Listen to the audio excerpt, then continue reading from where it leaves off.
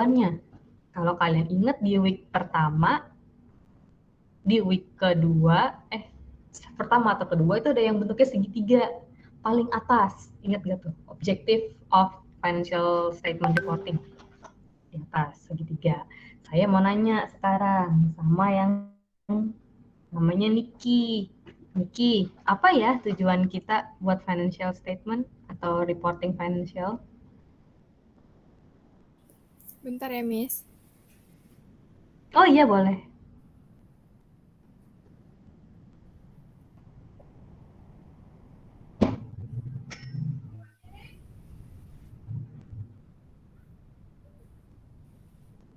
Lima, empat,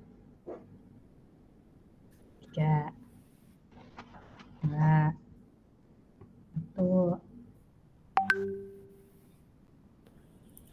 Buat ambil keputusan kayaknya, Miss. Siapa?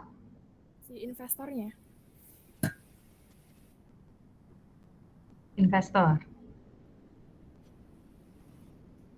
Yakin? Yakin.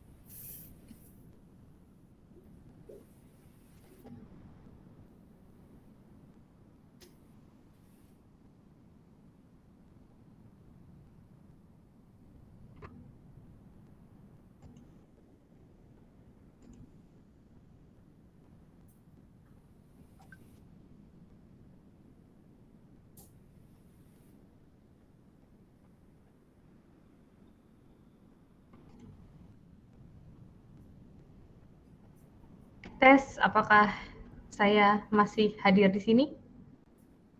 Masih, Miss. Aman, Jona? Aman, Baru Miss. ganti network. Aman ya. Gimana tadi, Niki? Jadi tadi tujuannya itu buat si investornya itu buat ngambil keputusan nih, Miss. Yang si objektifnya itu. Yakin? Yakin.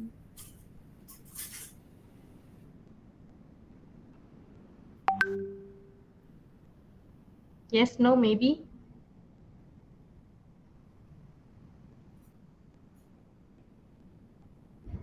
Yakin gak, Niki? Yakin, Miss. Yakin ya? Oke, 1 poin gitu dong. Yakin gitu.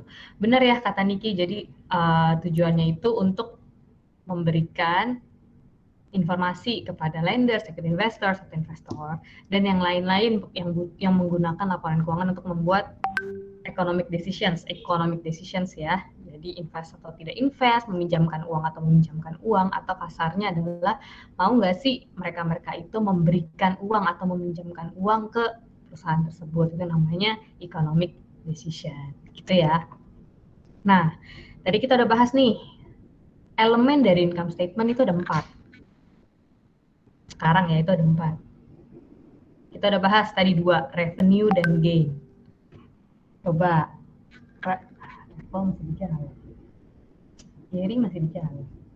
Arben masih di jalan nggak, Arben? Oh iya, masih lembur. Tanesya aja deh. Tanesya kan kayaknya aman nih. Kamu manggilnya apa, Nesya? Tanesya. Oke, sayangku kalau gitu.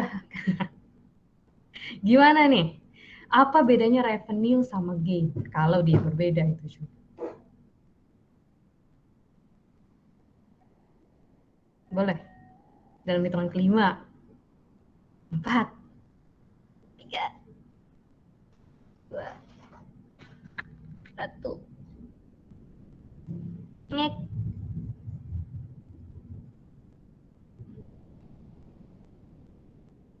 Dua-duanya. Apa bedanya gain sama revenue?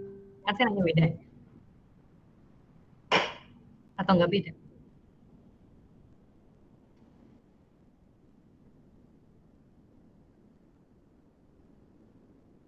Hmm.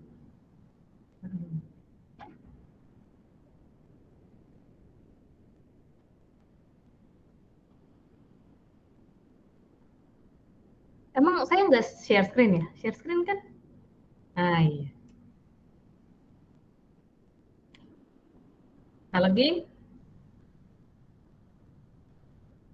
dari Goib.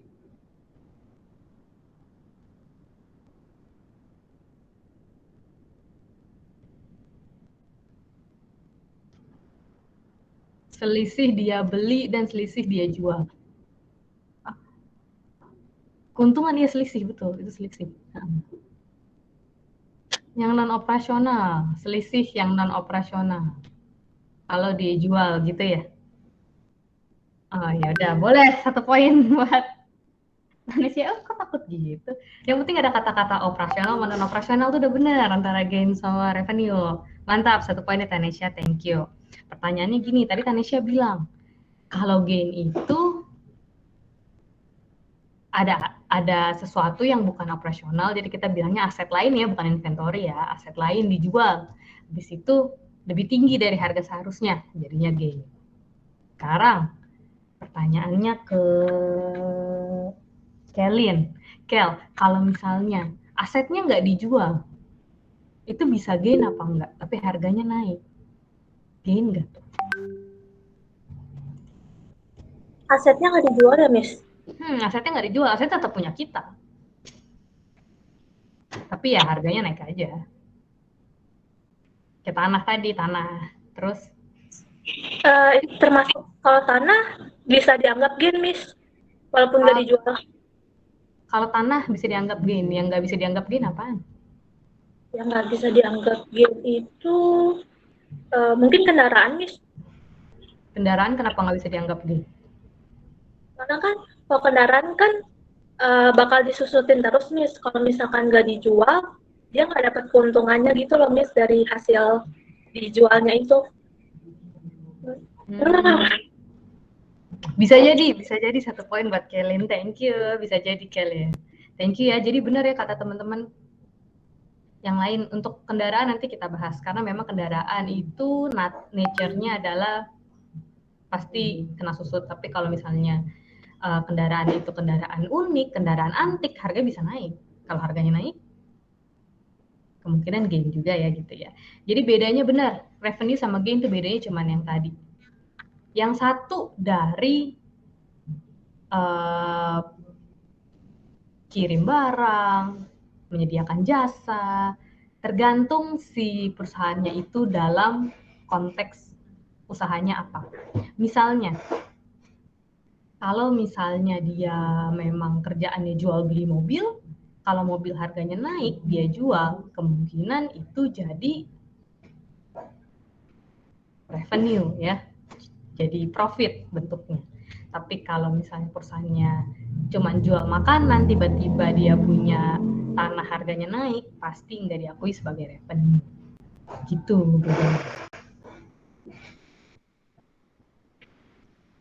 Bedanya itu ya, satu diulang-ulang kejadiannya, rutin, revenue.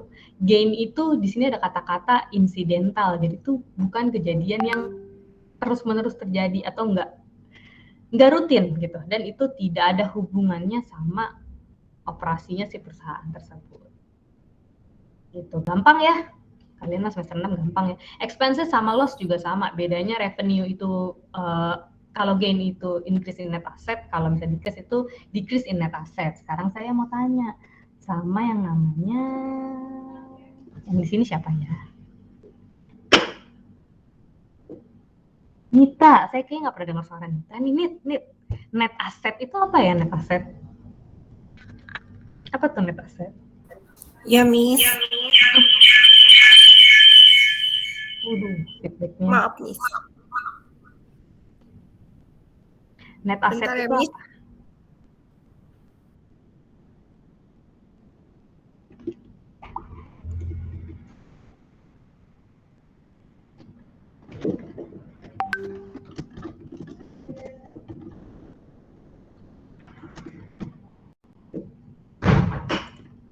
Net asset ya, Miss.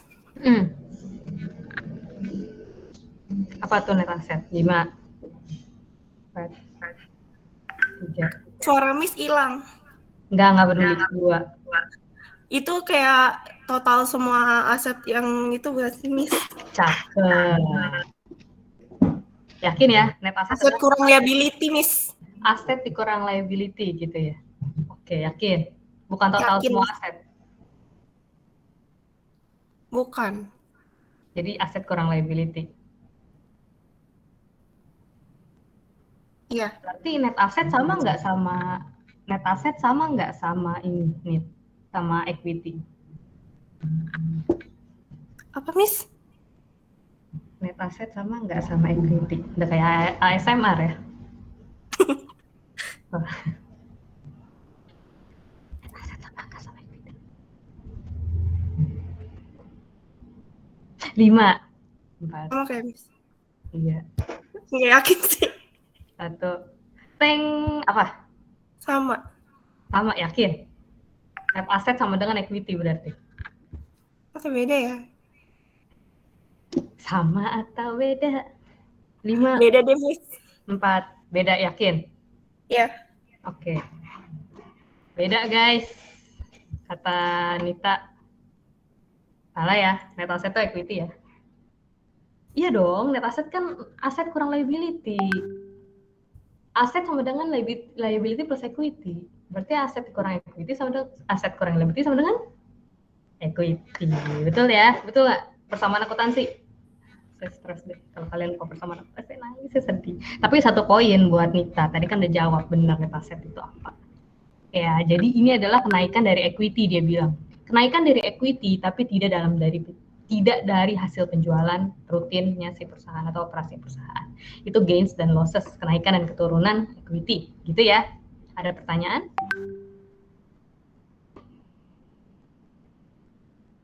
Nggak ada. Pertanyaannya sekarang begini. Kenapa kita lagi ngomongin aset dan liability? Saya kan tadi ngomongin net asset, ada liability. Kenapa kita ngomongin aset dan liability ketika kita lagi ngomongin income statement? Ada yang punya ide nggak? Nggak ngurangin hati nih. Ada yang punya ide nggak kenapa?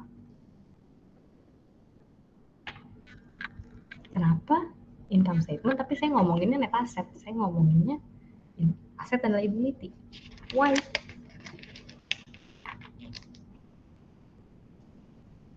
Because when the sun shines, we shine together. Because apa guys? Hintnya itu double entry ya guys.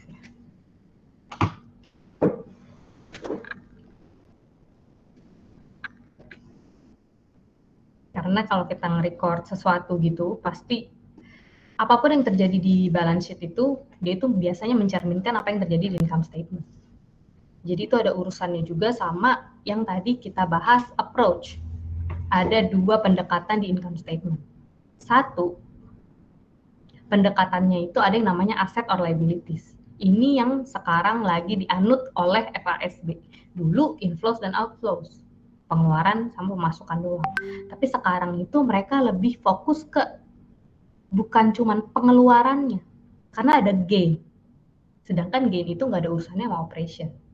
Jadi FASB ganti, kita pakai approach sekarang keluar yang aset dan liability. Pendekatannya ke sana. Gitu. Jadi kalau ada aset naik, kemungkinan itu bisa diakuin juga sebagai gain, bisa juga disisipin di income statement. Gitu kata FASB. Ini cuman hanya perbedaan menurut apa yang ada di slide kamu yang udah di-upload. Jadi perbedaannya mengakuinya gimana sih, mengakui earningnya. Habis itu ditentukannya berdasarkan apa, yang satu revenue expenses doang, yang satu enggak juga, ada juga aset dan liability, karena misalnya kalau kita ngejual, pasti aset kita berkurang. Kalau kita jualan, pasti cash atau receivable kita bertambah. Jadi si FASB sekarang munculin approach baru dari sisi balance sheet kita ngelihatnya. Untuk melihat income, untuk membuat income statement. Gitu. Tapi dua-duanya tetap setuju kok, income statement itu dibanding balance sheet memang lebih guna buat investor karena dia punya kemampuan predictability. Kalau kalian ingat, objektif financial statement, terus ada constraint week 2, awas yang nggak ingat keluar di UTS. Constraint-nya. Habis itu di sini ada relevance, di sini ada faithful representation, betul ya. Relevance salah satunya itu ada komponen predictability atau kemampuan untuk memprediksi apa yang akan terjadi sama si company ini, performance-nya ke depan. Gitu. Jadi income statement we like. Sampai sini ada pertanyaan? Nggak ada, lanjut. Sekarang kita ke format. Tadi approach, pendekatan. Sekarang konsep. Konsep ada 2 juga, jangan kebalik. Yang tadi approach, yang ini konsep. Konsep income statement tuh ada 2 juga. Ada satu namanya current operating performance, satu all inclusive. Tadi approach ya, ini konsep ya, beda. Ini bedanya apa sih antara dua? Yang satu, current operating dia bilang, income statement itu hanya boleh isinya hal-hal yang berhubungan sama operation, yang bisa dikontrol oleh manajemen, yang menghasilkan pemasukan yang rutin, gitu. Atau pemasukan yang rutin itu disebut juga sustainable income. Itu artinya pemasukan yang normal dan rutin. Current operating performance konsep dari income statement bilang gitu. Hanya yang operation, yang bisa dikontrol, yang jual beli, yang boleh masuk income statement. All inclusive bilangnya enggak juga.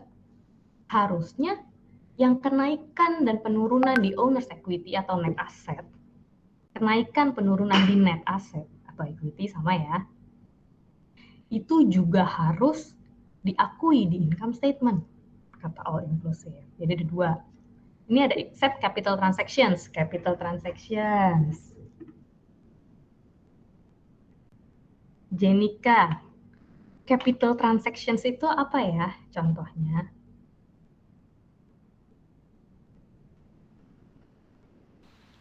Sebentar ya, Miss. 5 detik. 4, 3, 2, 1. Saya kasih hint. Capital transaction itu kalau jurnal ada tulisan capital. Transaksi apa yang ada tulisannya capital?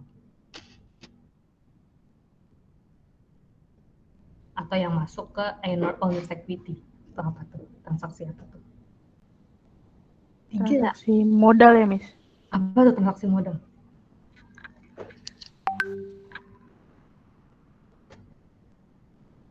Maksudnya modalnya diapain? Di setor. Gimana, sorry? Di setor modal. Setor modal, yakin? Atau penanaman modal. Iya. Yakin, Miss. Yakin, oke, 1 poin, benar ya. Capital transactions itu adalah penanaman modal atau withdrawal, atau penarikan modal dari si owners, kecuali itu. Sekarang pertanyaannya, tanpa mengurangi hati nih guys ya, saya open-ended questions. Kita, income statement yang sekarang lagi dipakai itu yang mana? Yang operating only, current operating performance, atau yang all inclusive?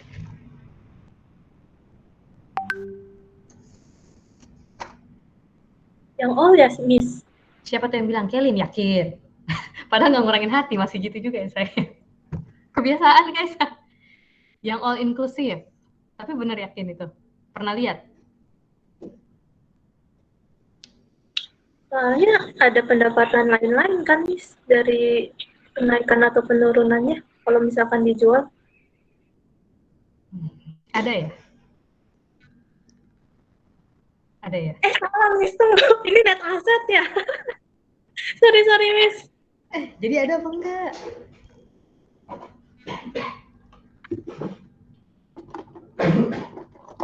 Cuman ada dan enggak loh jawabannya. Apa antara ada dan tiada? Horor.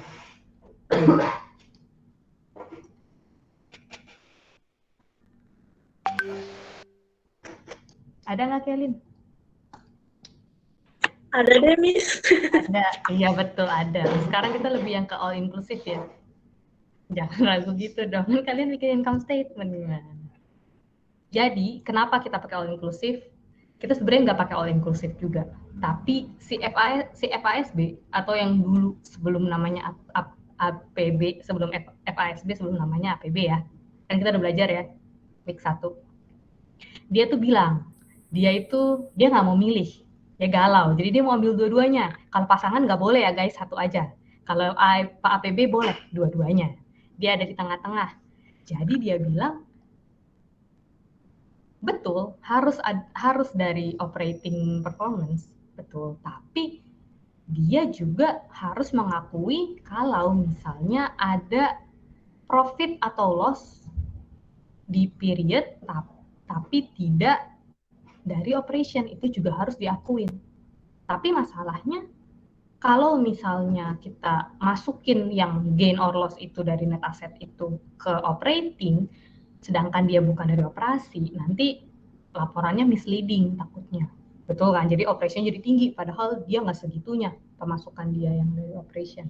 Makanya akhirnya dia bikin yang namanya income from operations, kalau kalian lihat di income statement, dan ada pendapatan lain-lain atau extraordinary items dulu namanya, di tahun 1966 ya. Jadi sekarang financial statement kita bisa lihat ada yang dari operation doang, ada yang operation plus gain or loss, kenaikan dari equity atau net asset. Ada pertanyaan sampai sini? Benar ya, Bu, dibalik B income statement ya.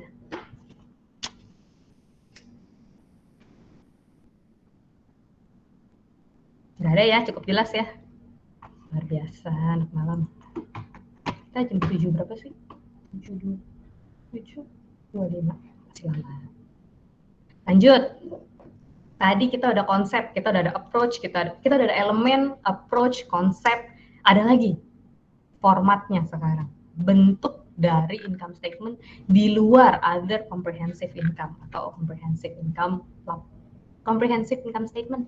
Di luar itu ya. Sebelum itu ada format seperti ini. Income statement biasanya ada dari continuing operations, dari non-recurring, ada juga earnings per share. Kalau kalian lihat income statement tuh ada. Jangan bilang nggak ada. Pertama dari continuing, ini gampang ya. Pokoknya dari yang penjualan, penyedia jasa, kalau dia sewa menyewa berarti pendapatan sewa, atau semuanya dari sustainable income. Dan ini dipakai investor untuk predik biasanya. Kedepannya dia akan penjualan seperti apa, kan bisa ada tren. Bisa prediksi si investor kedepannya penjualan akan naik apa turun nih. Gitu. Lihat dari grafiknya. Gitu-gitu ya. Contohnya, ini contohnya seperti ini. Saya ada ambil dari Indofood. Kalau kalian lihat benar ya, ini ada pendapatan usaha, beban pokok penjualan. Ini yang dari continuing nih. Yang di atas ini. Gitu.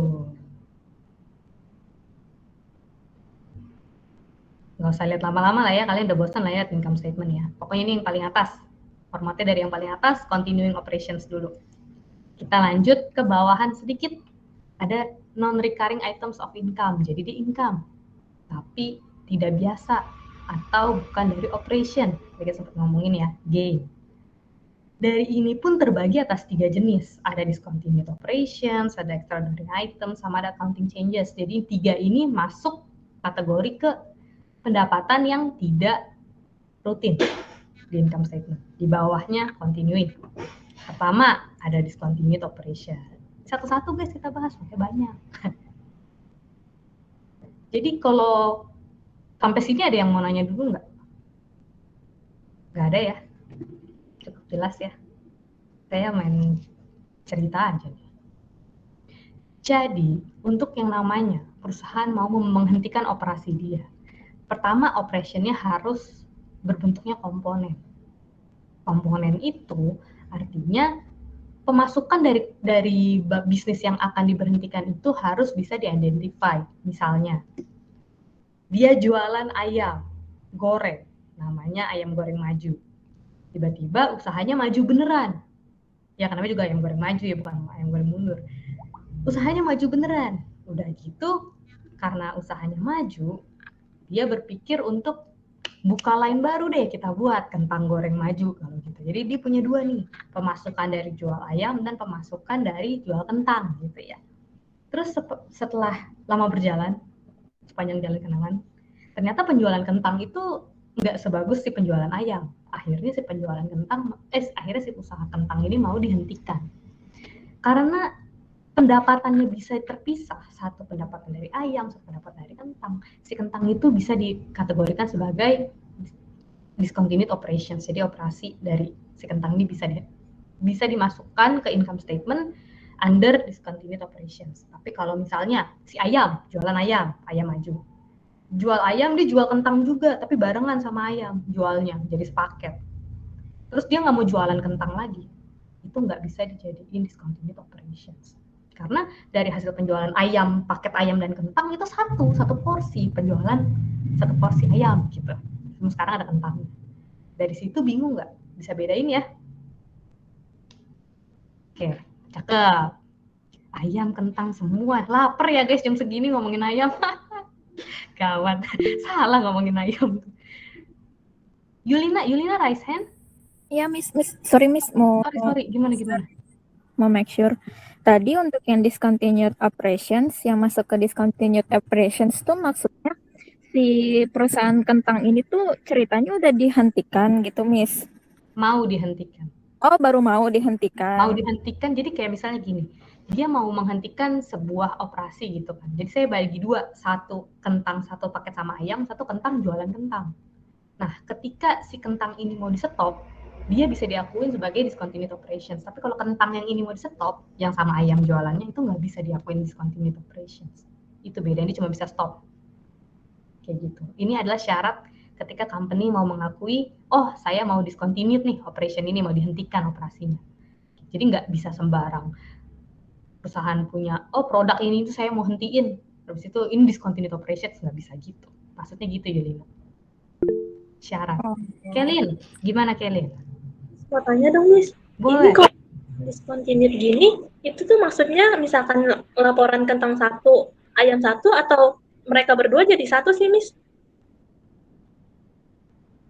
Nah, kalau misalnya ada ayam goreng maju dan kentang goreng maju, mereka dicatatnya beda dong. Satu, penjualan ayam maju.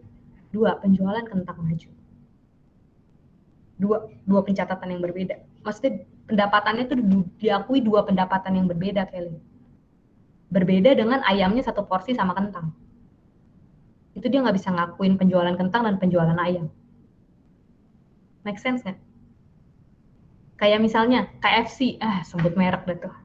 Bayar sama KFC deh. Ada ayam sama nasi. Dia nggak mungkin ngakuin jual ayam dan ada penjualan nasi. Kemungkinan nggak, dia akan jual paket super besar satu. Hitungannya gitu. Dan ketika si paket super besar tiba-tiba si KFC nggak mau kasih nasi, dia nggak bisa jadiin itu sebagai discontinued operations. Dia nggak bisa bilang itu discontinued. Gitu. Kecuali super besarnya dihentikan. Super besar satu, super besar dua. Itu super besar satunya dihentikan, dia cuma punya super besar dua. Nah itu super besar satu itu bisa jadi discontinued operation dia. Karena pemasukannya beda. Bisa di-identify, oh pendapatan dari super besar satu, oh pendapatan dari super besar dua. Sampai situ bingung nggak, Ken? Lumayan nangkep, Miss. Lumayan ya. Beda sama si super besar ada nasi, kita berhentiin nasinya, itu beda. Itu nggak bisa di-identify dia. Karena di satu paket. Penjualannya cuma diakuin sebagai super besar satu, nggak ada ayam satu sama nasi satu, itu enggak. Gitu. Dan yang bisa dihentikan yang paketan tadi, satu paket yang dimundurin. Gitu. Aman ya? Lumayan ya, Kelin? Saya boleh lanjut ya?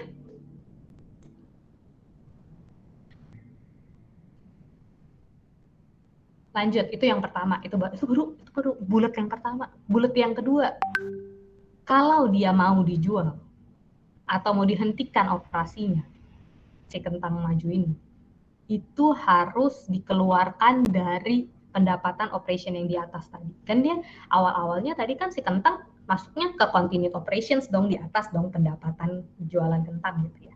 Tapi kalau dia sudah mau dijual, dalam consideration doang, baru oh saya mau jual. Pendapatan dari kentang itu sudah tidak bisa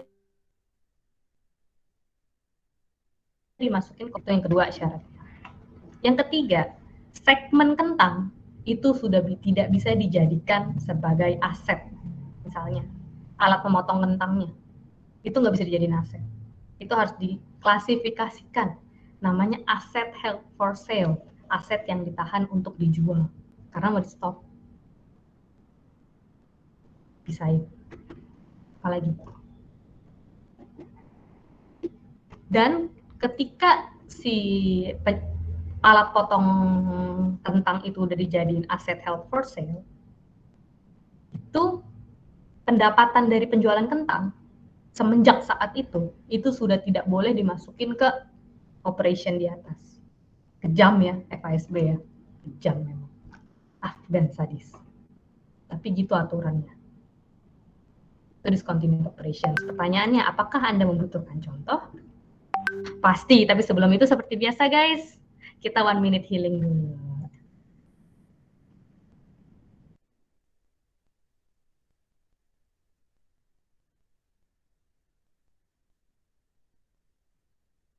Udah accumulated depression belum guys? Udah cukup accumulated ya depressionnya ya, semester 6 ya.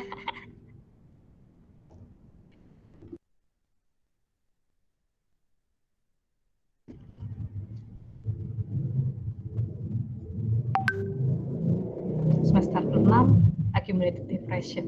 Kalau S2 sampai semester 12, waduh. Overload itu nih namanya. Overload ya. Mengerti lah ya kenapa saya nangis waktu itu ya. Aduh. Ya udah I cannot gitu.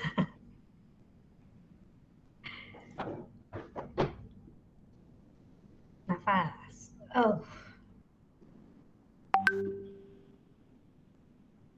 Lanjut. Tadi ini ya, tadi kita sampai sini ya. Saya nanya, perlu contoh apa enggak? Perlu. Saya kasih lihat. Ini contohnya ketika ada aset yang lagi mau dijual. Dia dimasukin ke kayak begini. Mungkin kalian belum pernah lihat di balance sheet. Tapi asetnya harus ditulis sebagai kayak begini yang dimerah-merahin.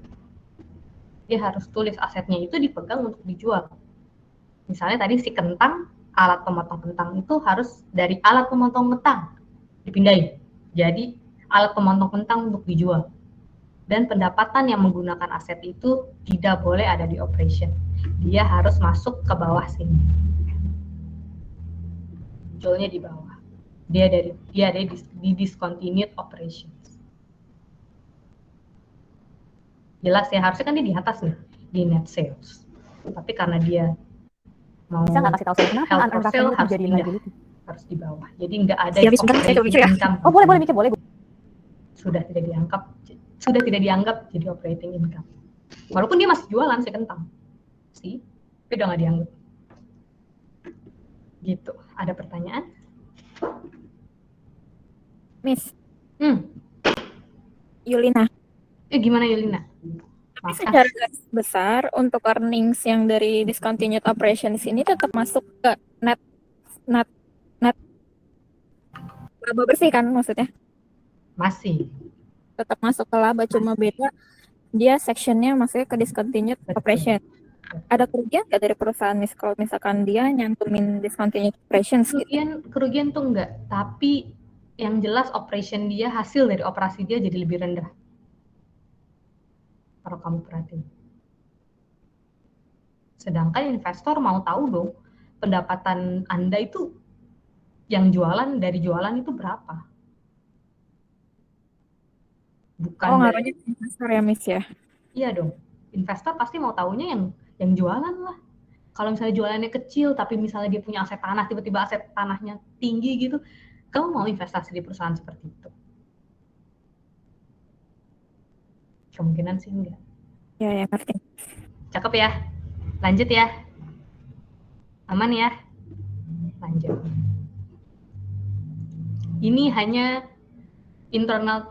international convergence, salah satu kerjaannya mereka yang berhasil, yaitu discontinued operation salah satunya. Jadi dia itu menyamakan arti apa sih discontinued operation itu. Gini. Ini ada di IFRS juga, ASB kan IFRS ya. Jadi IFRS juga udah atur untuk discontinued operation, mereka bareng. Pengertiannya sekarang udah sama. Separated major business line yang tadi bisnis lainnya berbeda, satu kentang satu ayam beda, atau dia jauh. Misalnya ada pendapatan dari kantor pusat, ada pendapatan dari kantor cabang di nahan jauh di sana. Itu kan itu dihitung dua yang berbeda, dan itu bisa yang kantor nahan jauh di sana itu bisa dianggap kalau mau di stop jadi discontinued operations juga bisa. Dan ada plan untuk di stop atau dijual. Yang terakhir ini ada hubungannya sama yang kalian lagi pelajarin, AKL, advance. Jadi bisnisnya itu harus meet kriteria untuk dijual. Kalian silahkan tanya ke Miss Fanny, of course ya, kalau AKL ya. Ada alasan kenapa saya tidak mengajar AKL. Lanjut. Selain dia memperbaharui pengertian dari discontinued operations, dia juga memberikan ketentuan untuk disclosure-nya. Seperti apa sih pelaporannya? Pertama, semua discontinued operations ada income sama expense yang berhubungan sama yang si discontinued atau asset held for sale itu harus dilaporkan. Income, expense, dan cash flow. Saya bilang ada 3 aspek. Maria Emilia, 3 aspek of cash flow itu apa aja ya? Dia lagi OTW. Ya, Miss. Ya, 3 aspek. cash flow. 5. Nggak ada suaranya, Miss. Maaf. Cash flow. 5. Itu lu, Mas. Miss, 4. tadi sebelumnya nggak ada. 3 aspek apa tadi? Cash flow. 5. Oh, 3 aspek cash flow. Investasi, pendanaan, dan operasional bukan, Miss? Oke, 1 poin. Makasih, Miss. Gue panik saya. Tekan gitu, tenang aja. Gampang pertanyaan. Saya mau cari contekan dulu pertanyaan yang bikin biar kalian voice. Saya dicatat. Nah, lanjut ya. Yang kedua, pertama itu harus di-disclose, harus dilaporin.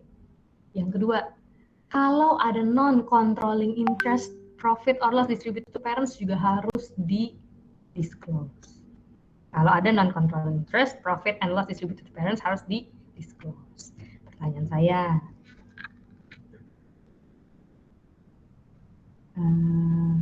Herin Wijaya udah sampai rumah belum, Herin? Herin, apakah sudah di rumah? Belum sampai rumah, ya udah yang ada di rumah aja. Oh, sama. Kamu udah belajar AKL kan? Kita semua sudah belajar AKL kan, termasuk saya. Iya, Miss. Non-controlling interest itu apa ya? Bentar, Miss. Ingat-ingat dulu. Iya, boleh. Saya hitung dalam waktu 5. Saya laporin ke Miss Penny ya kalau nggak bisa. 4. 2.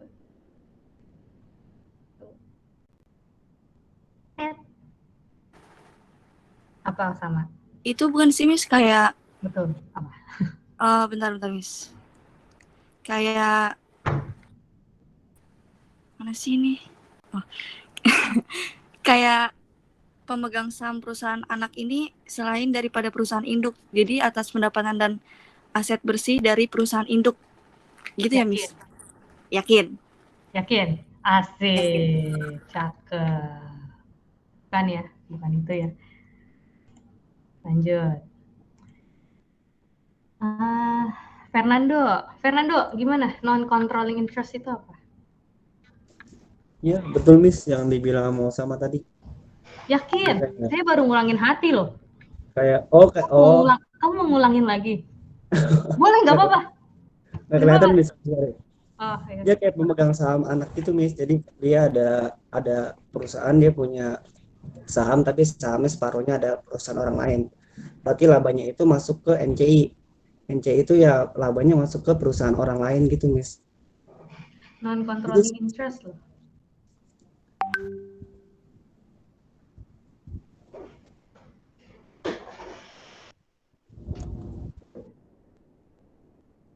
Non-controlling interest itu jika perusahaannya punya saham tapi sahamnya itu ada saham orang lain, berarti kan kita mengakui sahamnya kita dulu, baru yang sisanya itu labanya merupakan NCI dari perusahaan orang lain gitu Miss. Betul nggak sih? Saya akhirnya begitu sih. Kan ya, NCI itu maksudnya itu minority. Ketika ada minority shareholder, itu harus di-disclose juga. Harus dikasih tahu, ini loh hasil untuk yang minority. Dia harus kasih unjuk. Pendapatan untuk non-controlling interest itu berapa?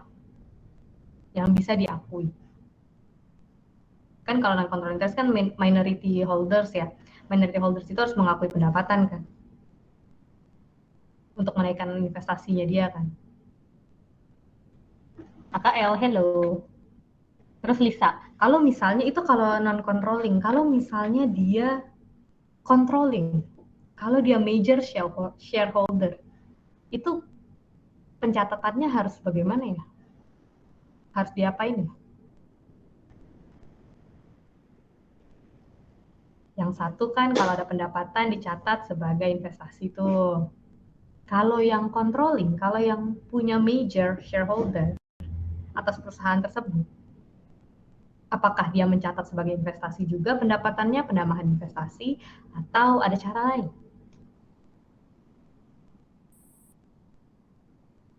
Lisa mana? Miss, Lisanya ada Lisa 3, Miss. Febrianti. Bener juga, Lisa Febrianti. Lisanya ada 3, tapi saya nggak nyaut. Nah.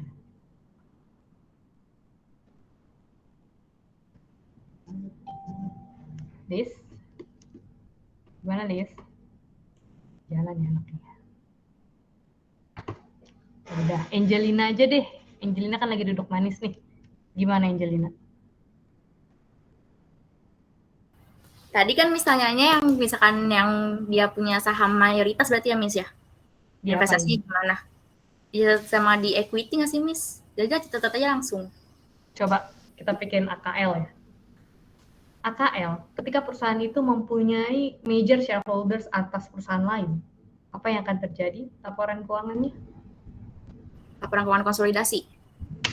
Jadi jawabannya? Dikonsolidasi. Konsolidasi gitu ya, itu ya bedanya ya 1 poin buat Angelina. Hampir aja saya laporin. Terus yang ini yang 2 lagi adalah yang penting mereka itu harus di-disclose.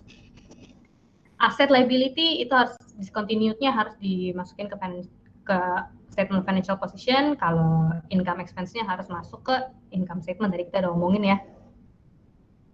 Masuk ke profit or loss. Masih termasuk tapi tidak termasuk operation gitu. Sampai sini ada pertanyaan? Waktu sudah habis. Siapa? Nggak ada, Miss. Joanna, nggak keburu Joanna. Kita mau bahas ini, earnings. Oh, ya udah Miss, nggak apa-apa. Nggak apa-apa ya. Masih ada hari esok, Miss. Hari esok Sabtu mau. Oh, saya buka ini kelas. Minggu depan. Minggu depan masih banyak. Ini LA udah masuk belum LA? LA udah masuk belum? Saya mau minta waktu 5 menit. Belum masuk ya, udah saya lanjutin. Ini cuma cerita doang guys. Saya mau cerita tentang komponen kedua dari non-recurring income. Itu yang namanya kedua itu ada namanya extraordinary item. Ini saya cerita aja ya. Jadi di tahun 1966 dia itu bilang kalau misalnya ada transaksinya itu material. Ini saya pengen tanya material itu apa ya gitu kan ya. Karena kalian anak audit semua ya. Kalau transaksi itu material, tapi tidak diekspektasikan untuk terjadi berkali-kali, itu kita kategorikan sebagai extraordinary items menurut APB 1966. Contohnya tuh macam-macam. Kalau kita sell off plan, kita sell off for not sale investmentnya kita mau tahan tapi tiba-tiba kita jual, terus ada goodwill kita write off, tahu ya goodwill dari mana ya, intangible ya. Terus kalau ada foreign currency, terus foreign currency-nya turun, itu bisa kita harus diakui sebagai loss gitu. 1966 dia bilang gitu, extraordinary item diatur. Di tahun 1973, hanya beda beberapa tahun, dia bilang kalau extraordinary items itu harus pertama unusual nature, jadi dia itu nggak biasa, abnormal kayak saya, atau accidentally terjadinya, nggak ada urusan sama operationnya perusahaan. Yang kedua harus infrequent atau tidak sering kejadiannya, itu baru bisa diakuin sebagai extraordinary item. Sedangkan kalau misalnya foreign currency itu kan tiap tahun bisa fluktuasi ya, berarti bisa sering ya diakuinya ya, dia udah tidak termasuk dari jadi extraordinary items. Jadi si APB berubah pikiran, dia galau. Akhirnya dia bilang, enggak deh, di valuation foreign currency nggak masuk extraordinary item, dia masuk pendapatan atau loss lain-lain, nggak masuk extraordinary item. Terus juga sell plant sekarang, plant itu tanaman, bukan tanaman ya maksudnya ya. Plant itu bukan tanaman. Terus intangibles juga kalau di write down nggak bisa dijadiin extraordinary. Dia masih maksudnya dia masih beberapa yang diakuin, tapi banyak banget yang tiba-tiba nggak diakuin sama dia gitu. balik lagi ke predictability, karena hal-hal ini kalau dimasukin ke income operation ke atas nanti merusak kualitas predictability-nya karena dia bukan dari operation, jangan dimasukin ke atas operation. Balik lagi, lanjut, ada terrorist attack ya 2001 ya, 9/11 ya, CWTC gedung itu berantakan akuntansinya di Amerika, ngoceh-ngoceh. Nyatetnya gimana nih? FASB bilang ya udah jadiin extraordinary item aja, karena kan nggak biasa ya si teroris ya, dan juga pasti nggak sering ya, kita kan harapnya nggak sering gitu ya. Tapi baru 7 hari dia berubah pikiran, dia bilang nggak bisa jadi extraordinary item karena ruginya terlalu besar untuk kita jadiin satu terus kita lossin semua di 1 tahun, itu nggak bisa, dia bilang. Dia berubah pikiran lagi. Terus pembaharuan yang paling baru itu ada di 2015. Kalian mau tahu apa yang terjadi? FASB menghapus konsep extraordinary item gitu. Makanya ini kenapa saya cerita, karena sekarang extraordinary item tuh udah nggak ada. Jadi kita cuma dibuat susah doang gitu. Tetap dilaporin tapi udah bukan extraordinary item. Kalau IFRS dari awal dia bilang nggak ada yang namanya extraordinary item. Disclose seperti biasa aja, gain loss seperti biasa, financial income, financial cost, seperti hal-hal seperti itu dia laporin aja. Gitu. Jadi dulu kalau kalian ngelihat laporan keuangan Amerika, perusahaan Amerika yang rilis di sana sebelum tahun 2015 itu ada heading judulnya extraordinary items. Ada gain and loss. Kita mungkin jarang lihat ya karena kita kan pakai IFRS ya. Tapi di JAP itu ada. Gitu. Selesai dongeng saya untuk hari ini. Accounting changes minggu depan lah ya. Apakah ada pertanyaan?